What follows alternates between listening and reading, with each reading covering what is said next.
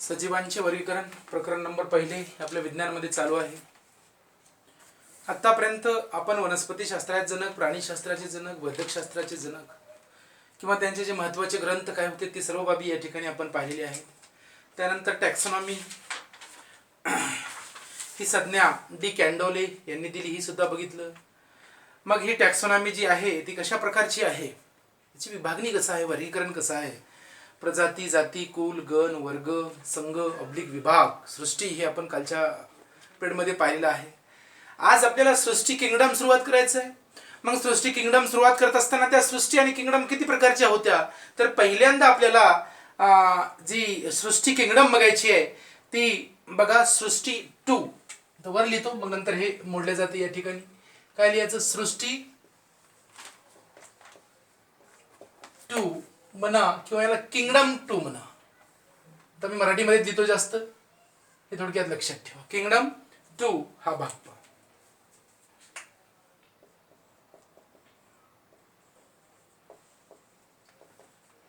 मग यावर प्रश्न आला होता, याला म्हणायचं द्विनाम पद्धत. कोणती पद्धत आहे, द्विनाम. आता अरिस्टॉटल असतील, थिओफ्रेस्टिस असतील, यांनी वनस्पतीचं प्राण्याचं अनुक्रमे वर्गीकरण केलं. अरिस्टॉटलनं प्राण्याचं वर्गीकरण केलं, तर त्यांचे शिष्य थिओफ्रेस्टिस वनस्पतीचं वर्गीकरण, हे आपण काल पाहिलं. पण आजचा भाग जो सुरुवात होणार आहे तो भाग आपल्याला अतिशय महत्वाचा आहे. आपल्याला किंगडम 2 पासून ते 5 पर्यंत जायचं आहे. 6 सुद्धा बघायचं आहे, पण 6 तेवढा महत्वाचं नाही. महत्वाचं आहे आपल्याला 5.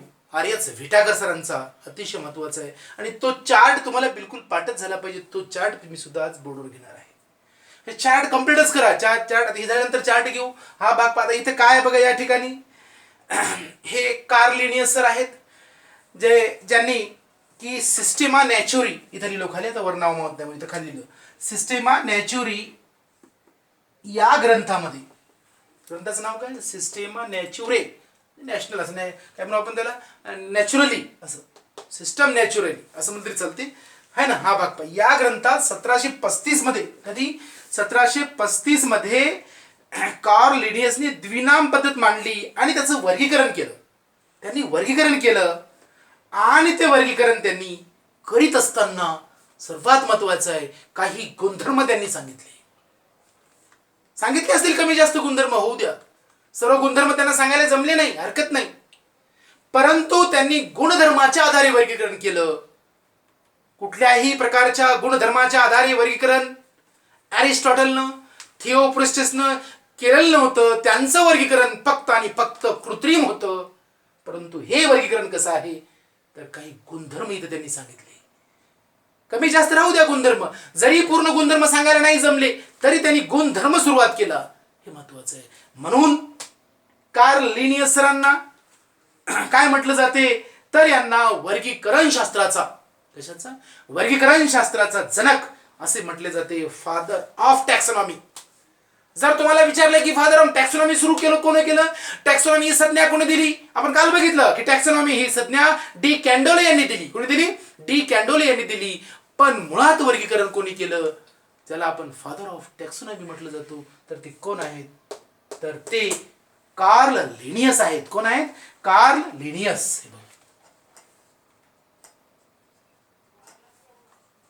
प्रश्न आला होता प्रश्नपत्रिकेत, राज्यसेवेच्या 2018च्या का 17च्या पूर्वच्या प्रश्नपत्रिकेत प्रश्न आहे. या ठिकाणी द्विनाम पद्धतीचा जनक कोण आहे, तर कार्ल लिनियस आहे, हे लक्षात ठेवा. या प्रकारचं या ठिकाणी तुम्हाला इथं माहित राहणं गरजेचं आहे. मग आता ही त्यांनी द्विनाम पद्धत कशी ठरवली, काय काय केलं. टॅक्सॉनॉमी तुम्हाला माहित आहे, काल आपण पाहिलो, प्रजाती, जाती, कुल, गण, वर्ग, है ना. हा भाग पहा, संघ, विभाग, एका ठिकाणी संघ, विभाग, आणि सर्वात शेवटी कोण आहे, सृष्टी. हे काल बघितलं आपण. त्याच आधारे वर्गीकरण काही गुणधर्म समोर ठेवले. सर्व गुणधर्म जरी नाही ठेवले तरी काही गुणधर्म समोर कोणी ठेवले, कार्ल लिनियस सरांनी ठेवले. म्हणूनच यांना वर्गीकरण शास्त्राचा, कशाचा, वर्गीकरण शास्त्राचं जनक असं म्हटलं जाते, हे लक्षात ठेवा. मग आता यांनी काय वर्गीकरण केलं, यांची टॅक्सॉनॉमी काय, यांना काय म्हणू आपण थोडक्यामध्ये, फादर ऑफ टॅक्सॉनॉमी का म्हटलं जाते, यांनी काय काय केलं समोर तुम्हाला माहिती आहे. प्रजाती, जाती असं त्यांनी विभागणी केली. तुमच्या समोर बघा, हे या टॅक्सॉनॉमीची किंवा या वर्गीकरणाची काय काय त्यांनी पद्धत अवलंबिली, त्या पद्धती लक्षात ठेवा. बघा, त्या त्यामध्ये सजीवाचे विशिष्ट नाव, त्याच्यामध्ये जाती बी असतात, प्रजाती बी असते, यांच्या आधारे ठरवले जाते. जातीचे आणि तुमच्या समोर आहे, त्याच्यावर समजून जाईल तुम्हाला. जातीवाचक शब्दाचे पहिले अक्षर नेहमी, जातीवाचक जे शब्द असेल त्याचं पहिलं अक्षर आहे, पहिलं अक्षर येते बघा, पहिलं अक्षर हे नेहमी कॅपिटल असते. कसं असते? कॅपिटल असते. नाव लिहिताना दोनही शब्दांना स्वतंत्रपणे अधोरेखित करतात, दोघांनाही वेगवेगळं अधोरेखित केले जाते, आहे ना. इकडे बघा, ही जाती आहे, हे प्रजाती आहे. जाती सुरुवातीला असते तर शेवटी कोण असते? प्रजाती असते. हा बी त्यातला एक विशेष आहे बघा. जातीवाचक तथा प्रजातीवाचक, जातीवाचक तथा प्रजातीवाचक नावात 3 पेक्षा किंवा 13 पेक्षा जास्त अक्षरे असू नये. म्हणजे कमीत कमी किती कमीत कमी किती? 3, आणि जास्तीत जास्त असतील किती किती असले पाहिजे अक्षरे? 13च. इकडं वैज्ञानिक नावामध्ये किती असले पाहिजे अक्षर? कमीत कमी 3 आणि जास्तीत जास्त 13. इकडे बी हे दोन्ही मिळून या ठिकाणी झाले, ते आपण पाहणार आहोत. या ठिकाणी लक्षात ठेवा. या प्रकारचा हा भाग पहा. पहिली संज्ञा ही जाती असते. आता सांगितले मी तुम्हाला, ही जाती आहे पहिली संज्ञा मूस. तर दुसरी संज्ञा काय? प्रजाती आहे. थोडक्यात आता लक्ष द्या कसं चार्ट तयार केला. हा कॉलम तयार केला वनस्पती आणि प्राण्यांचा. बघा, हे प्राणी आणि वनस्पती आहे तुमच्या समोर. हा जातीचा कॉलम आहे, हा प्रजातीचा कॉलम आहे. हे त्याचं वैज्ञानिक नाव आहे. असं नाव देण्याची सर्वप्रथम कुणाला जाते श्रेय? तर हे श्रेय कोणाला जाते? कार्ल लिनियसला जाते. म्हणून ज्याला द्विनाम पद्धत, कोणतं पद्धत आहे? द्विनाम पद्धतीचं. प्रत्येक वनस्पती असू द्या का प्राणी असू द्या, त्याची त्यांनी 2 नाव ठेवली. किती नाव ठेवले? 2 नाव ठेवली आणि एका ठिकाणी त्याला जॉईन केलं. बघा कसं. सुरुवातीला काय प्राणी घेतलाय बघा, मानवाचं नाव काय? त्याची जात कोण? मानवाची जात कोणती आहे? होमोनिडी मानवाची जात आहे. पण प्रजात कोणती आहे? सेपियन्स आहे. म्हणून नाव काय दिलं? होमोसेपियन्स. कोणतं नाव दिलं? होमोसेपियन्स हे नाव दिलं. हे त्याचं वैज्ञानिक नाव झालं. हे लक्षात ठेवा. आणि याच्यामध्ये कोण आहे? हे जाती आहे अलीकडला, तर पलीकडला कोण आहे? प्रजाती आहे. किती अक्षर असू नये? जास्तीत जास्त 13. कमीत कमी किती असावे? 3. हे लक्षात ठेवा. आणि हे पहिलं कसं असावं? कॅपिटल असावं. आता मी मराठीत लिहिलं, इंग्रजीमध्ये लिहित असताना कसं लिहावं पहिलं? हो, याच कसं लिहायचं? कॅपिटलच असावं. हे ठरलं याच्यामध्ये. आणि हे तिरप्या रेषाने लिहितात. कसं लिहितात? तिरप्या रेषाने लिहितात. हे बी या ठिकाणी लक्षात ठेवा. हा भाग पाहता. परत बघा, सिंह आहे प्राणी. हे बघा, सिंह आहे ना. सिंहाची जात कोणती आहे? पॅन्थेरा आहे. पण त्याची प्रजात कोणती आहे? लिओ आहे. म्हणून त्याला म्हणायचं पॅन्थेरा लिओ. पॅन्थेरा लिओ. त्यानंतर वाघ आहे. वाघ प्राणी आहे, त्याची जात पॅन्थेरा आहे. पॅन्थेराच आहे त्याची जात, पण त्याची प्रजात आहे पारडस. पॅन्थेरा पारडस असं म्हणायचं. बिबट्या, सॉरी, बिबट्याच्या बाबतीत बघा, बिबट्या एक उदाहरण लक्षात ठेवा, काही नाही. वाघ आहे, वाघाच्या बाबतीत काय? पॅन्थेरा आहे. त्याची प्रजात काय? टायग्रिस आहे. पॅन्थेरा टायग्रिस झालं इथं. परत बिबट्या बघा, बिबट्या प्राणी आहे, याची जात काय? पॅन्थेरा आहे ना. म्हणजे जात बघा मोठा आहे हा संघ, आहे ना. हा भाग जात. मग याचा प्रजात काय? पारडस आहे, म्हणून पॅन्थेरा पारडस झाला. त्यानंतर बघा, कुत्रा आहे. कुत्र्याची जाती कोणती आहे? कॅनिस आणि ल्युपस आहे त्याची प्रजाती, म्हणून कॅनिस ल्युपस झाला. ही पद्धत कोणी अवलंबिली? तर कार्ल लिनियस. कोणी अवलंबिली? कार्ल. परत आणखी एक वेळेस बघा, हे डास आहे. हे बघा, डास एडिस नावाची प्रजाती आहे, एडिस नावाची जाती आहे. परत त्याच्यामध्ये त्या जातीमध्ये एक प्रजाती कोणती आहे? इजिप्त आहे, इजिप्ती आहे. म्हणून त्याला काय म्हणायचं? Aedes aegypti. माहिती आहे तुम्हाला सर्वांना, मलेरिया होतो याच्यापासून, होतो ना मलेरिया. हा भाग हे महत्वाचं आहे. म्हणून या ठिकाणी नाव किती होतं? ही सिस्टीम कोणत्या ग्रंथामध्ये? सिस्टीमा नॅचुरे या ग्रंथामध्ये कधी 1735ला कोण लिहिली? Carl Linnaeus. म्हणून कार्ल लिनियसला काय म्हटलं जाते? Father of taxonomy. यांना वर्गीकरण शास्त्राचं यांनी वर्गीकरण केलं. काही गुणधर्म बाजूला काढले. आता गुणधर्म झाले तुमच्या समोर बघा, जाती प्रजाती असे गुणधर्म बाजूला काढले आणि त्यांचं नाव दिलं वेगवेगळं. आणि यांनी द्विनाम पद्धतीचा जनक. द्विनाम पद्धत कोणी सुरू केली? प्रश्न विचारला होता आयोगाने. म्हणून या प्रकारे हे किंगडम 2 हे या ठिकाणी लक्षात ठेवा. हा बाप्पा, हे झालं किंगडम 2. किती सोपं आहे किंगडम 2. किंगडम 2च्या बाबतीमध्ये एवढाच भाग महत्वाचा आहे, बाकी काही नाही. काही ना काहीतरी गुणधर्म, प्राण्याची वनस्पतीची काही ना काहीतरी गुणधर्म कोणी सांगितले या ठिकाणी? तर कार्ल लिनियसने सांगितले. राहू द्या कमी जास्त, याच्यामध्ये येत नसेल जीवाणू, याच्यामध्ये युग्लिना याच्यामध्ये येत नसेल, कवक याच्यात येत नसेल, राहू द्या.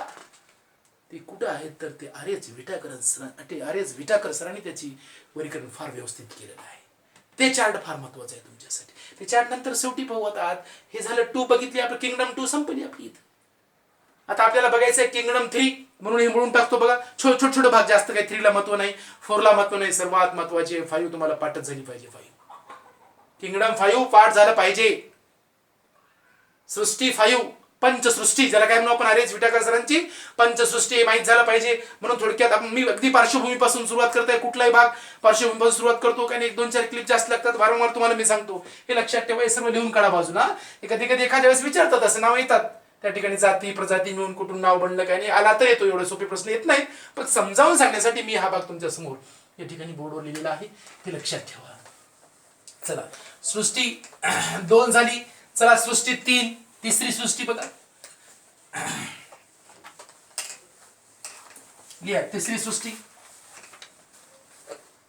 काय मला 2लाच 3 करायचं आहे, बाकी काहीच नाही.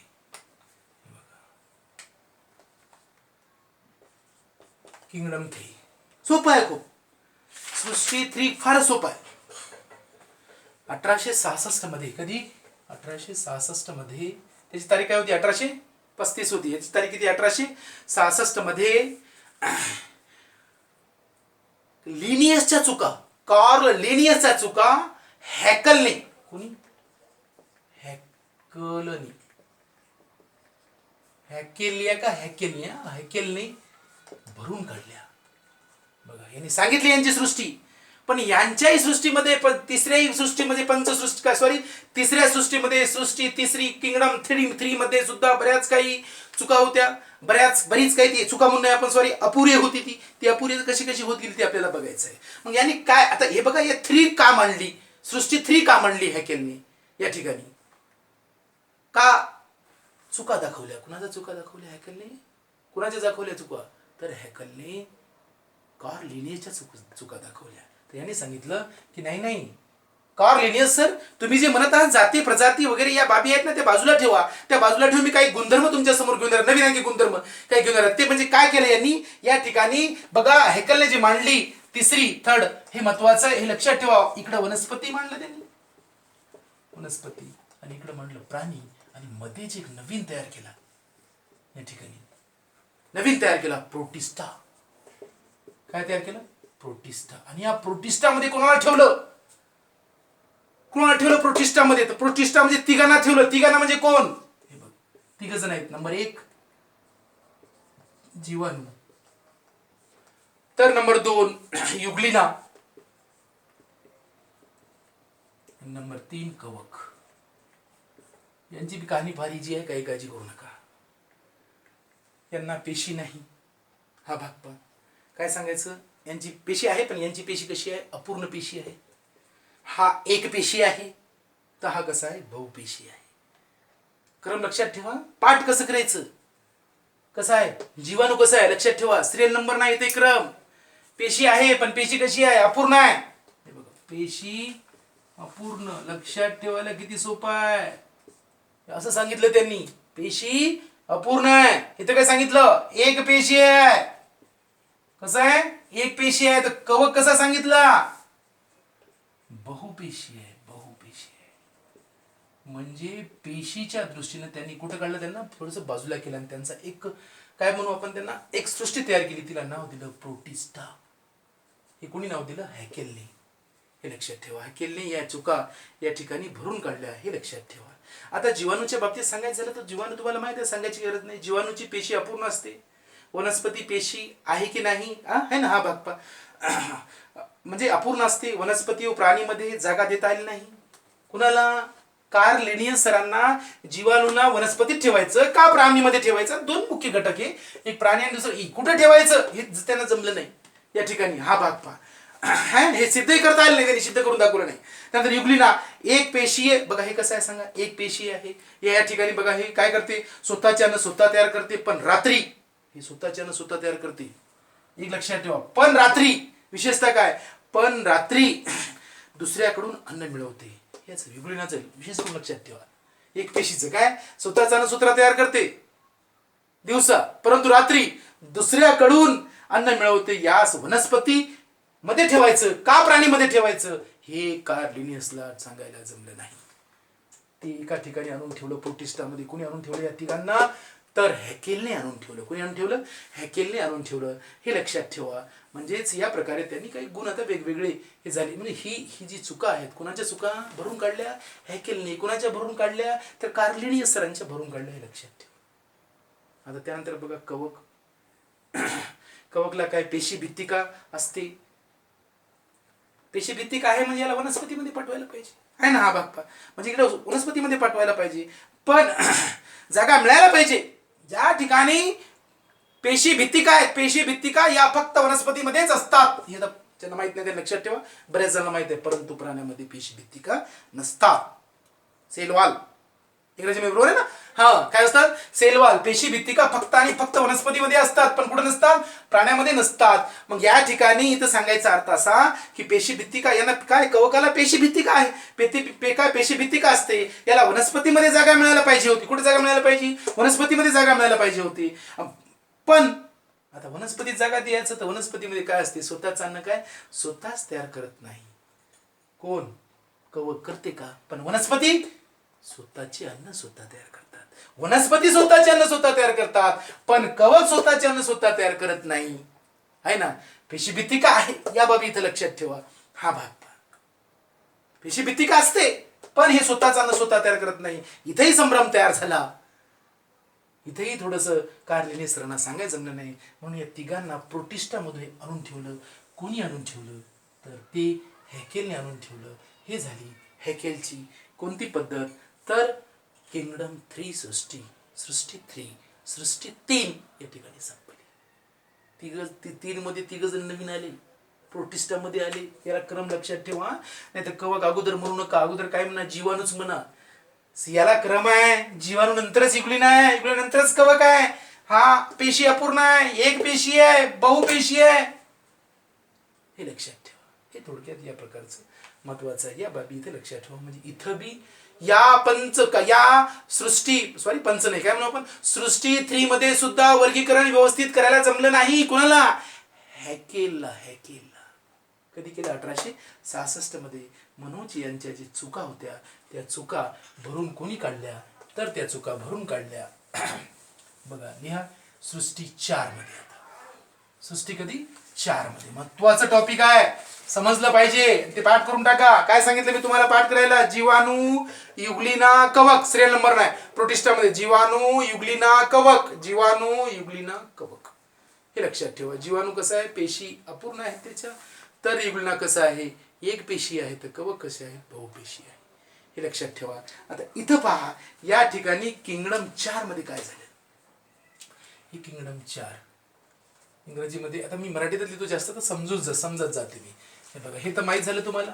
या ठिकाणी सांगायची काही गरज नाही. एक वनस्पती आहे, हे क्लिअर झालं. आता वनस्पती आणि इकडे कोण आहे, प्राणी. अगोदर प्राणी लिहायचं नाही, प्राणी नंतर, कारण हे प्राणी कोणावर अवलंबून आहे, वनस्पतीवर. अगोदर वनस्पतीत लिहित जा. हा इथं सिक्वेन्स आहे, याला विक्रम आहे. नाही तर इकडे प्राणी अंश आहे, तिकडे वनस्पती नाही जमत. हे महत्वाचं आहे वनस्पती या ठिकाणी. हा भाग पहा. मग वनस्पती झाला, मग त्यानंतर काय केलं त्यांनी, प्रोटिस्टा आपण बघितलं होतं. काय बघितलं होतं, प्रोटिस्टा. हे बघा, प्रोटिस्टा बघितलं. प्रोटिस्टामध्ये किती जण होते, 3 जण होते. कोण 3 जण होते, एक जीवाणू बी होता. हा बघा, कोण होता, जीवाणू बी होता. दुसरा कोण होता, युग्लिना होता. आणि कोण होता, कवक होता. मग यांनी काय केला, एक चौथा गट आणखी तयार केला, की जो पेशी अपूर्ण असलेला. त्याच्या पेशी पूर्ण आहेत का नाही, त्याला नाव दिलं काय म्हणू आपण, थोडक्यात सांगायचं झालं तर याला म्हणायचं मोनेरा. काय म्हणायचं, मोनेरा. अदृश्य केंद्री पेशी असतात त्याच्या, दिसत नाहीत. अदृश्य केंद्री कशा असतात, अदृश्य केंद्री, है ना. हा याला इंग्रजीमध्ये प्रोक्रॅटिक, युरोक्रॅटिक असं नाव दिलेले आहे. तर थोडं काही इंग्रजीने मराठीमध्ये लक्षात ठेवा. मी मराठीच्या माध्यमच्या अध्याय मी तुम्हाला या ठिकाणी शिकवल्या. मोनेरामध्ये कोण आणून ठेवलं, तर बघा वनस्पती प्राणी तिकडे आहेत. आता इथं होते किती जण, 3 जण. कोण 3 जण होते, जीवाणू. मग मोनेरा म्हणजेच कोण, जीवाणू आला. तर मग उरले कोण आणखी सांगा, 2 जण उरले. कोण उरले, तर एक उरला युग्लिना. कोण उरला, युग्लिना. तर दुसरा कोण उरला आणखी, तर कवक उरला. हे बघा, कवक, हे लक्षात ठेवा. तर 2 राहिले इथं. ही सृष्टी किंगडम 4 सृष्टी कुणाची आहे, तर ही सृष्टी पद्धत जी मांडली ती बघा पेशीच्या गुणधर्म आधारे. कुणाच्या, पेशींचा गुणधर्म सर्वात महत्वाचा आहे, पेशींचा गुणधर्म. या ठिकाणी पेशींच्या गुणधर्म आधारे कोपलनने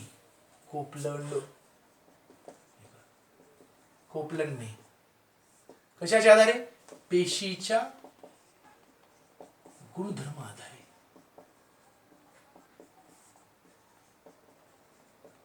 हे महत्वाचे पॉइंट लिहित जा. पेशीच्या गुणधर्म आधारे यांनी बघा ही पद्धत तयार केली. तर ही पद्धत यांनी कधी तयार केली? 1938ला. काय म्हणून आपण सृष्टी 4 किंगडम 4 या ठिकाणी यांनी सांगितलं. जरीही वरील प्रमाणे वर्गीकरण केलं असेल, कोणी वर्गीकरण केलं असेल सांगा? कोपलंडनं वर्गीकरण जरी वरील प्रमाणे केलं असेल तरीही कवक आणि युग्लिना आहे ना, कोण? युग्लिना व कवक यांच्यात वेगवेगळे नैसर्गिक गुणधर्म आहेत या दोघात. हा कसा आहे? हा कसा आहे? एक पेशी आहे. हा कसा आहे? बहुपेशी आहे. मग कसे होतील या ठिकाणी? हा भाग पहा आहे ना. म्हणजेच किंगडम 4 पद्धत सुद्धा अपूर्णच होती. किंगडम 4 पद्धत सुद्धा कशी होती? अपूर्ण होती. याच पद्धतीला पूर्ण करण्याचं काम जर चांगल्यापैकी कोणी केलं असेल तर ते आर्यच विटाकर सरांनी केलं. कोणी केलं? आर्यच विटाकर सरांनी केलं. आर्यच विटाकर सरांनी बघा या ठिकाणी किंगडम 5 पद्धत 1969 मध्ये मांडली. ती सर्व मान्य आहे आणि ती सर्वांना मान्य आहे. तर त्यांनी काय केलं ते आपल्याला पाहायचं आहे. बघा मी एक एक एक एक म्हणजे कोणाच्या पद्धतीत काय काय दोष आहेत ते दोष कसे शोधत गेले. कार्ल लिनियसच्या पद्धतीत ज्या चुका होत्या त्या चुका हॅकेलने भरून काढल्या, किंवा हॅकेलच्या ज्या चुका होत्या त्या कोपलँडने भरून काढल्या. लक्षात ठेवा आता, सोपं आहे, महत्वाचं. लिनियस नंतर कोण? हॅकेल. आणि हॅकेल नंतर कोण? कोपलंड. आणि कोपलंडच्या जे चुका आहेत ना इथं, या चुका एक पेशी बहुपेशी असं कसं जमते? या चुका कोण भरून काढल्या तर ही पद्धत चुकीची आहे, किंवा या दुरुस्ती आणखी कोणी केली तर त्याला म्हणायचं पंचसृष्टी. किंगडम 5. किंगडम किती? 5. याच बाबी आहेत. आता इथं काय केलं असेल हाच भाग आहे. परत हे आहे म्हणून राशाला असंच ठेवलं, जीवन इकडे ठेवलं त्यांनी, याच्यात काही बदल केला नाही. मग बदल कुठे केला यांनी? बघा यांनी बदल कुठे केला हे महत्वाचं आहे. आता यांनी काय केलं या ठिकाणी बघा, एक आणखीन एक भाग तयार, याच्यात संघ तयार केला. काय तयार केला हा भाग पहा. मग यांनी काय केलं थोडक्यात सांगायचं झालं तर प्रोटिस्टामध्ये युग्लिनाला ठेवलं. एक पेशीला म्हणले बाबू तू इथंच राह. आणि कवकाला काय केलं? स्पेशल कवकाचा एक भागच तयार केला. कवक त्याला बाजूला काढलं. हे बघा याप्रमाणे वनस्पती, मोनेरा, प्रोटिस्टा, कवक, हे एक पेशी आहे, ही बहुपेशी आहे, आणि प्राणी, अशी पंचसृष्टी ही कोणी मांडली? बघा आता हे मोडतो, लक्षात ठेवा. सुरू झाली आपली पंचसृष्टी. आता काय सुरू झाली? पंचसृष्टी कोणी मांडली तर आर्यच विटाकर यांनी ही पद्धत मांडली. थोडक्यात लक्षात ठेवा. आणि ही पद्धत सर्वमान्य आहे, अतिशय महत्वाची ही पद्धत आहे, हे थोडक्यात लक्षात ठेवा. आणि यांनी पद्धत मांडताना, ही पंचसृष्टी मांडत असताना काय काय सांगितलं, कोणत्या कोणत्या बाबीचा या ठिकाणी त्यांनी उल्लेख केला, त्याही बाबी इथं अतिशय महत्वाच्या आहेत. हा भाग पहा. त्यांनी काही गुणधर्म ठेवले. त्यांनी सजीवांचे वर्गीकरण करत असताना बघा कशा प्रकारे 5 गटात करण्यात आले. मग 5 गट पहा, त्या ठिकाणी काही गुणधर्म त्यांनी सांगितले. ते गुणधर्म कोणते आहेत लय महत्वाचे. त्यांनी गुणधर्म स्पष्ट सांगून दिले, मी या गुणधर्माच्या आधारे याचं विभागणी वर्गीकरण करत आहे. ते गुणधर्म कोणते कोणते आहेत बघा, हे थोडक्यात या ठिकाणी लक्षात ठेवा. या प्रकारचं रॉबर्ट विटाकर सरांची ही पद्धत अतिशय महत्वाची आहे. याच आधारे आपल्याला आता इथून पुढं वनस्पतीचं वर्गीकरण राहू द्या का प्राण्याचं वर्गीकरण राहू द्या, सर्व सविस्तर अभ्यासायचं आहे. आता एक चार्टच तयार होतो सर्व, हे लक्षात ठेवा. म्हणून थोडक्यात सांगायचं झालं तर कशा प्रकारे जीवाणू, कशा प्रकारे युग्लिना, कशा प्रकारे कवक, असा हा वेगवेगळा भाग होत गेला. त्याचं वर्गीकरण कसं होत गेलं हे बी या ठिकाणी अतिशय महत्वाचं आहे, हे लक्षात ठेवा. किंगडम 6 बी आहे. 1977 मध्ये काय कार्ल लुईस यांनी तयार केली. नंतर किंगडम 6 आणखीन तयार केली. 2004 मध्ये कोण? कॅव्हेलियर डॅश स्मिथ. पण ते काय एवढं महत्वाचं नाही, त्यांची पद्धत सर्वांना मान्य नाही. सर्वांना मान्य कुणाची पद्धत आहे तर आर्यच विटाकर सर. कधी मांडली आणि पंचसृष्टी तर 1969 ला मांडली. सर्व मान्य आहे, हे लक्षात ठेवा. आता हे चार्ट तुम्हाला या ठिकाणी पाठ झाला पाहिजे. काय झाला पाहिजे? चार्ट या ठिकाणी पाठ झाला पाहिजे, हे महत्वाचं आहे. आता थोडस बदलते हे चार्ट. काय बदलते चार्ट लक्षात ठेवा या ठिकाणी. आता वनस्पती महत्वाचं का अगोदर जीवाणू महत्वाचं आहे? जीवाणू महत्वाचं आहे. मग त्यानंतर कोण येईल? प्रोटिस्टा येईल. त्यानंतर कोण येईल? कवक येईल. आणि त्यानंतर कोण येतील? प्राणी येतील. हे महत्वाचं आहे. हा भाग पहा, हे थोडक्यात या ठिकाणी लक्षात ठेवा. परंतु हे पाहण्याच्या अगोदर कशाच्या आधारे त्यांनी वर्गीकरण केलं, काही आधार मांडले. 4 आधार आहेत या ठिकाणी. पहिला आधार आहे बघा, कोणी आर्यच विटाकर सरांनी आधार मानले, आधार वर्गीकरणाचे, आधार वर्गीकरणाचे किंवा गुणधर्म म्हणू आपण. पहिला काय गुणधर्म मानला त्यांनी, काय मानले, पेशीचा प्रकार. पेशीचा प्रकार. मग किती प्रकारचे पेशी असतात, 2 प्रकारचे. कोणते 2 प्रकार आहेत, आहे ना, प्रोकॅरियोटिक आणि युरोकॅरियोटिक, बरोबर आहे. तर इंग्रजी जमणार, मराठीत सांगतो तुम्हाला मी, आहे ना. हा भाग पहा, आदि केंद्र की पेशी व दृश्य केंद्र की पेशी. आदि केंद्र की पेशी व दृश्य केंद्र की पेशी. काहीच नाही, खूप सोपं आहे हे. आधी म्हणजे याला केंद्रक नसते, याला केंद्रक असते, दिसते ना, दिसायला लागली, त्याच्यात नाव आहे त्याचं, वेगळं काय नाही. 2 नंबर काय बघा, पेशीचा प्रकार मांडला. हा, काय काय गुण आहेत ते बघा. सजीवांची रचना, इथं काय महत्वाचं, दुसरी बाब काय महत्वाची बघा, पेशी महत्वाचं, दुसरं काय महत्वाचं, सजीवांची रचना म्हणजे काय महत्वाचं आहे सांगा. इथं रचना महत्वाची, रचना मांडली. मग त्यांनी रचना मांडत असताना काय करायचं ते सांगितलं. काय सांगितलं, एक पेशी आहे का बहुपेशी आहे. एक पेशी रचना आहे का त्याची, एक पेशी का बहुपेशी, हे मांडलं त्यांनी. हे गुणधर्म समोर आणले त्यांनी, विशेष करून लक्षात ठेवा. मग 3 नंबरला आणखीन काय सांगितलं, पोषणाची पद्धत. आता पोषणाची पद्धत म्हणजे काय बघा, स्वयंपोषी आहे, परपोषी आहे, ही पद्धत या ठिकाणी त्यांनी. 4 नंबरला आणखीन काय गुणधर्म त्यांनी, जीवन पद्धत. जीवन पद्धत हा एक गुणधर्म मांडला. हे 4 गुणधर्माच्या आधारे आर्यच विटाकरनं, काय आर्यच विटाकर यांनी ही पंचसृष्टी मांडली. आता तीच पंचसृष्टी आपण फार व्यवस्थित पाहणार आहोत. हे सर्व पंचसृष्टी तुम्हाला पाठ झालं पाहिजे, इथेच पाठ झालं पाहिजे या ठिकाणी. मोनेरा, प्रोटिस्टा, कवक, अगदी अगदी डीपमध्ये जाऊ आपण सुरुवातीपासून. आता उद्याला तो चार्ट सर्व तुमच्या समोर, चार्ट वारंवार मला पाठ पाहिजे, सर्वात महत्वाचा आहे. चार्ट माहीतच पाहिजे तुम्हाला, प्रश्नच नाही. हा भाग पहा. मग या जीवन पद्धतीमध्ये काय, उत्पादक, भक्षक, विघटक, सजीव. उत्पादक, भक्षक, विघटक, बघा किती महत्वाचे आहे. सजीव, सर्वांचा त्यांनी समावेश केला. हे आधार मानले. कोणी आधार मानले, आर्यच विटाकर सरांनी आधार मानले. आणि त्यांचीच सृष्टी, पंचसृष्टी सर्व मान्य आहे, हे लक्षात ठेवा. या प्रकारचा हा भाग आपण आतापर्यंत या ठिकाणी बघितलेला आहे, थोडक्यात लक्षात ठेवा. म्हणून आता थोडंसं याच्यानंतर तुम्हाला या ठिकाणी चार्ट माहीत राहणं अतिशय महत्वाचं आहे. मग सजीवाचा एक चार्ट आपण कव्हर करू. सजीवाचा चार्ट कसा क्लिअर करायचा आपल्याला, तो चार्ट बी आपल्यासाठी अतिशय महत्वाचा आहे. हा भाग पहा. चार्ट तुमचा क्लिअर झाला पाहिजे, चार्ट क्लिअर राहणं सर्वात महत्वाचं आहे या ठिकाणी. हा भाग पहा, ते चार्ट आपण या ठिकाणी क्लिअर करणार आहोत. बघा, आज चार्ट क्लिअर करू आणि उद्यापासून आपण काय, उद्याच्या याच्यामध्ये तुम्हाला काय पंचसृष्टी संपूर्ण ही अभ्यासणार आहोत. मोनेरा, प्रोटिस्टा, कवक, कोण समाविष्ट होते, वनस्पती. मग वनस्पती तर वेगळंच बघू आपण, वनस्पती खूप डीप मध्ये. अगोदर हे बघू, मोनेरा, प्रोटिस्टा, कवक डीप मध्ये पाहू, खूपच डीप मध्ये पाहू. काही ठेवणार नाही शिल्लक त्यामध्ये. कुठलाही प्रश्न येऊ द्या तुम्हाला, बिलकुल त्यात उत्तर मिळायला पाहिजे.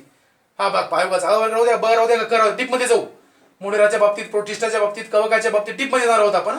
मग प्राण्यांचं वर्गीकरण, मग वनस्पतीचं वर्गीकरण सांगायचे काय, वनस्पतीचं वर्गीकरण कसं आहे, अबीजपत्री आहे, बीजपत्री आहे, त्या बीजपत्रामध्ये कसं आहे, अनावर्त बीजे आहेत, आवृत्ती बीजे आहेत. मग त्या आवृत्ती बीजेमध्ये कसं आहे, एक बीजपत्री आहे, द्विबीजपत्री आहे. इकडे प्राणी आहेत, मग त्या प्राण्यामध्ये कसं आहेत, असमप्रष्ठजू प्राणी आहेत, समप्रष्ठजू प्राणी आहेत, आहे ना. मग त्या काय असमप्रष्ठजू प्राण्यामध्ये 11 संघ पडतात, गट पडतात. तर समप्रष्ठजू प्राण्यामध्ये किती गट किती पडतात, तर 3 पडतात. काय सेफॅलोकॉर्डेटा, युरोकॉर्डेटा आणि व्हर्टिब्रेटा. व्हर्टिब्रेटा फार महत्वाचं आहे. व्हर्टिब्रेटामध्ये 6 उपभाग होतात. किती उपभाग होतात, 6. ते फार महत्वाचं आहे. मानव त्याच्यामध्ये येते.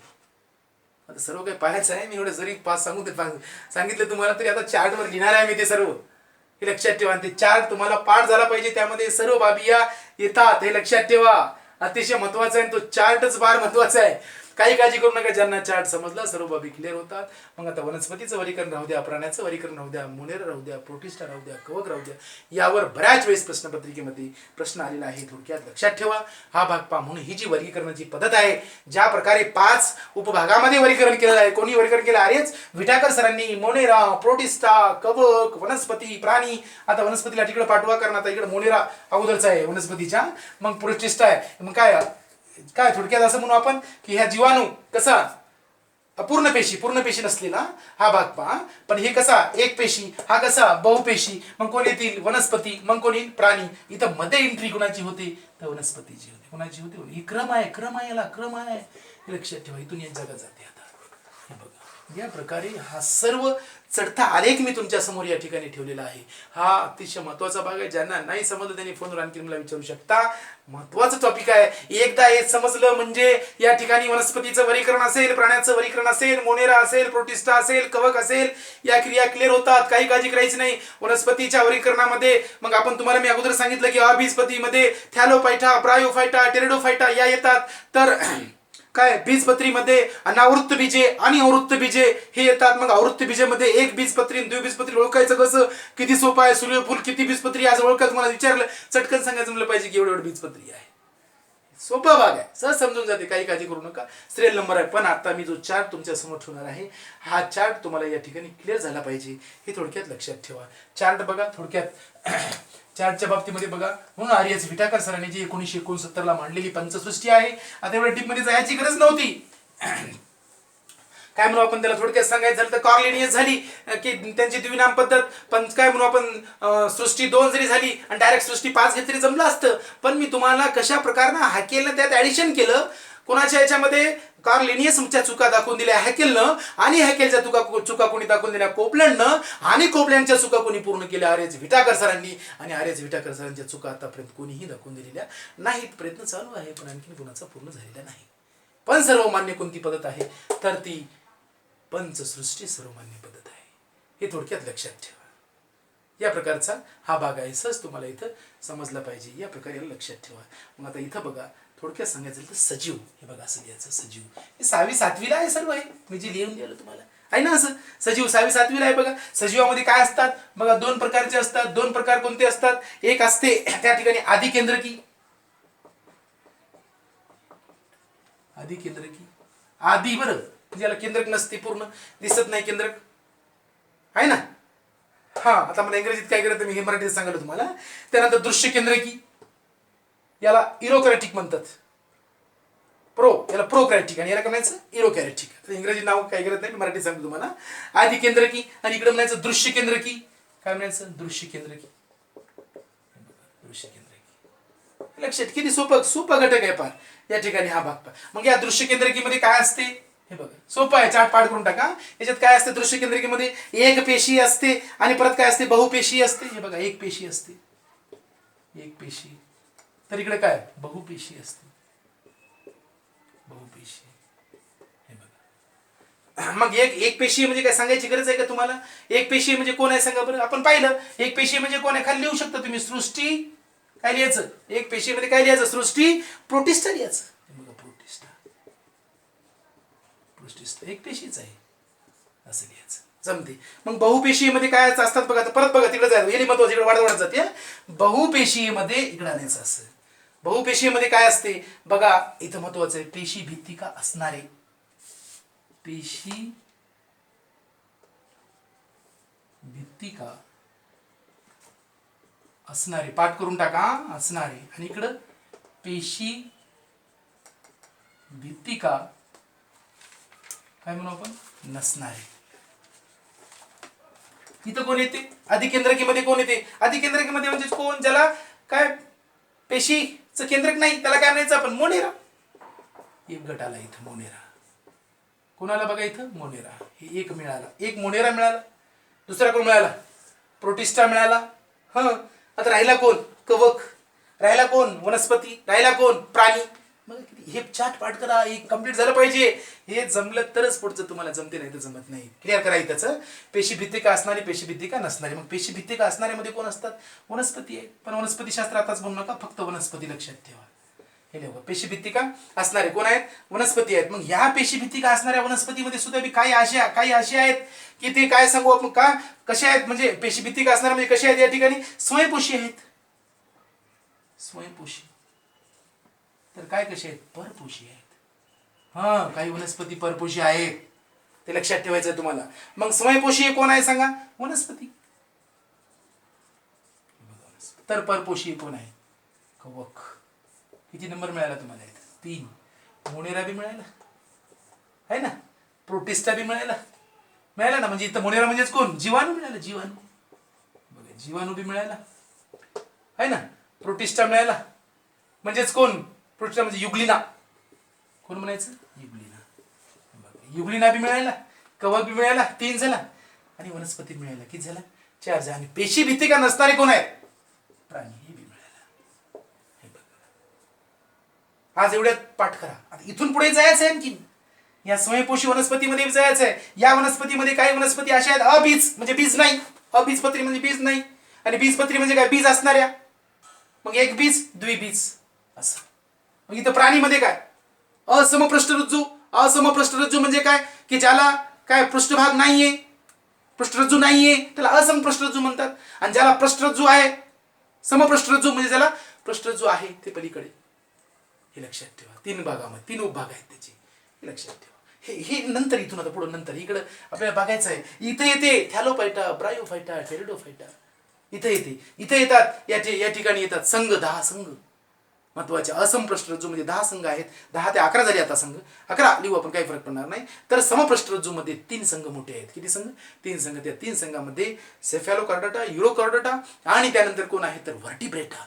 व्हर्टिब्रेटामध्ये मानवाचा समावेश होतो. सस्तन असेल, उभयचर असेल, एवज असेल, इकडे समावेश होतात. हे नंतर एवढं पाठ करून टाका. चला, बघा आणखी सोपं आहे, कसं पाठ आहे. सजीव, कसे सजीव आहे सांगा, आधी केंद्रकी म्हणजे दिसत नाहीत आहे ना, हा भाग पहा. त्यानंतर कसे आहे सांगा, दृश्य केंद्रकी दिसतात, महत्वाचं आहे. मग आधी केंद्रकामध्ये कोण येतो, मोनेरा म्हणजे जीवाणू आधीच आहे, असं लक्षात ठेवायचं. जीवाणू त्यापासून सर्व बनले, असं लक्षात ठेवायचं. चला, दृश्य केंद्रकी, मग दृश्य केंद्रमध्ये कसे आहेत, मग ज्याला पेशी दिसायला लागली आपल्याला, ते कसे असणार, एक पेशी असणार, बहुपेशी असणार आहे ना, हा भाग पहा. मग एक पेशी म्हणजे सरळ एक पेशी म्हणजे कोण आणून ठेवायचं, प्रोटिस्टाला. प्रोटिस्टा म्हणजे कोण आहे सांगा, युग्लिना आहे, प्रश्नच नाही. मग बहुपेशीपासून पॉईंट महत्वाचा आपला, बहुपेशीपासून सुरू झाला की इथं काय सुरू होते, पेशीभित्तिका असणारे, आणि इकडे काय होते, पेशीभित्तिका नसणारे. मग पेशीभित्तिका असणारे म्हटलं की त्या वनस्पती झाल्या, मी वनस्पती लिहून टाकल्या. काही वनस्पती अशा आहेत त्या समयपोषी, आणि काही वनस्पती अशा आहेत त्या परपोषी. त्यातली परपोषी खास करून लक्षात ठेवा. कवक आहे तर समयपोषी कोण आहे, वनस्पती आहे. तर पेशीभित्तिका नसणारे, ज्यामध्ये पेशीभित्तिका नसतात ते कोण आहे, प्राणी आहे. ज्यावेळेस आपण पेशीभित्तिका, पेशी बघू सेल, त्यावेळेस तुम्हाला आणखी डीपमध्ये याचा अभ्यास होणार आहे. या प्रकारे हे वर्गीकरण आरेच विटाकर सरांचं वर्गीकरण आहे. याच्यात रचना बी आहे, पेशी बी आहे ना. हा भाग पहा, कोण कोण आहे याच्यात, रचना पण आहे, पेशी पण आहे, पोषण पण आहे. पोषण आलं ना, पोषण आहे ना, पोषण पण आहे. या ठिकाणी जीवन पद्धत बी आहे याची. एवढे गुणधर्माच्या आधारे वर्गीकरण कोणी केलं, आरेच विटाकर सरांनी केलं. तर पुढचा भाग आपण पुढच्या क्लिपमध्ये व्यवस्थित अभ्यास करणार, बारकाईने अभ्यास करा. नाही समजलं मला परत फोनवर विचारत चला, मी तुम्हाला सर्व बाबी सांगतो. गडबड करायची नाही. क्लिप पाठी आणखीन रिपीट अगेन तुम्ही क्लिप बघू शकता. व्यवस्थित लिहा, लिहून काढा, चार्ट तयार करा. हे चार्ट मुला उद्याला तुम्हाला पाठ झाला पाहिजे. उद्या महत्वाचा इथपर्यंत क्लिअर. आणखी एक वेळेस आधी केंद्र की झालं की मोनेरा लिहायचं, दृश्य केंद्र की झालं की ज्यात एक पेशी, बहुपेशी लिहायचं. एक पेशी स्थळ कोण ठेवायचं, प्रोटिस्टा म्हणजे जिगुला आणायचं. बहुपेशी म्हणलं की बहुपेशीमध्ये काय लिहायचं, सरळ बहुपेशी हे शब्द आला की पेशीभित्तिका, हे बहुपेशी आला की इतर शब्द काढायचा. पेशीभित्तिका असणारे आणि पेशीभित्तिका नसणारे. मग पेशीभित्तिका असणारे म्हटलं की त्याच्यामध्ये काय, पेशीभित्तिका असणारे म्हटलं की यांचं पोषण विचारायचं, बाबू तू कसं आहे, समयपोषी आहेस का परपोषी आहे. त्याला सांगते मी समयपोषी आहेत, वनस्पती परपोषी आहेत. कवकाला ठेवायचं. बघा किती चांगलं वर्गीकरण केलं आरेच विटाकर सरांनी. आणि त्यानंतर पेशीभित्तिका नसणारे म्हणलं सरळ प्राणी लिहून टाकायचं, बस सिंपल. हे झालं मोठ्या प्रमाणे वर्गीकरण केलेलं सरांनी. ठीक आहे, तर बाकीचं भाग तुम्ही नंतर अभ्यास. धन्यवाद.